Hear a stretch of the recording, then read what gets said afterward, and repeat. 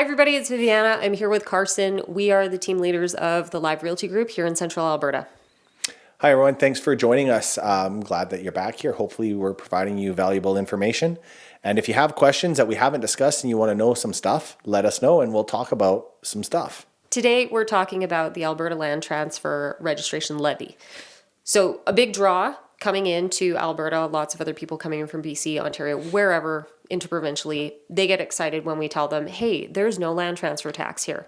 Right, because in BC, their land transfer taxes is like one of their highest sources of income for the government, next to logging. It's crazy. Yeah, it can be upwards of like $20,000 if you're buying a property in BC, just an average property, right? Yeah. So in Alberta, prior to January 2024, what it was a $50 base tax, and then you had $2 for every $5,000 worth of property value. Right. And then your mortgage registration was $50 base rate plus $1.50. So what would the cost be on something like $300,000?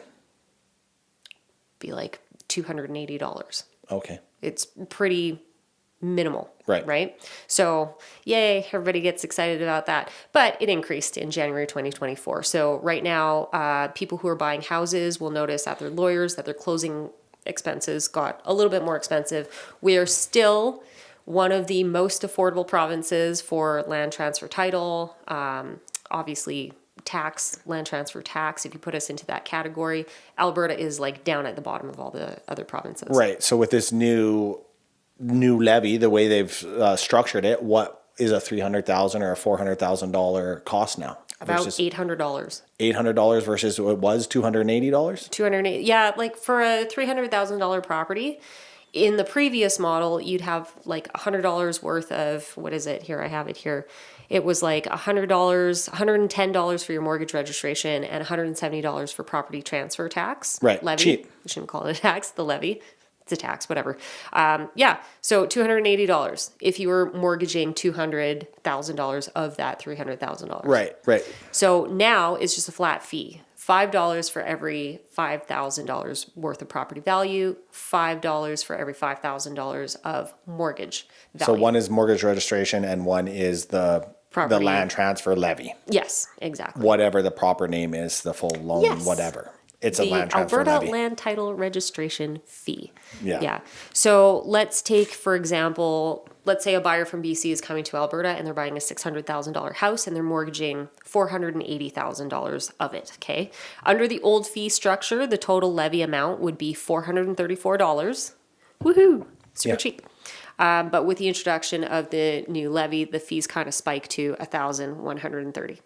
Okay, right. So it's an additional like $600, $800, yeah. It's still whatever. I mean, you don't really see it. It's not $20,000 or $30,000. Yes, exactly. Until you get into like the multi-million-dollar purchases. So, for example, if you're purchasing a commercial property, like in Johnstone Park right now, all those townhouses collectively are selling for $10 million. If you were to buy that $10 million apartment complex, townhouse complex, whatever, and you were mortgaging $6 million of it, you would, under the old fee structure, be paying about $5,850, so $5,850. But under the new levy, you're paying $16,050. Still cheaper than land transfer tax in BC. Still way cheaper. Way cheaper. I'll take it. That's fine. Investors need to know this stuff too. Yeah, absolutely. So I think what Alberta is doing is taking a lesson from BC, and they were like, hey, we can make money off of this. Well, I mean, okay. I wouldn't go far. I mean, they didn't go and put in a full tax. No, they didn't. So they're not like, hey, not money grabbing. The one thing that is a money grab in Alberta, and it's not real estate related that I noticed, is red light cameras and speed cameras. They're everywhere.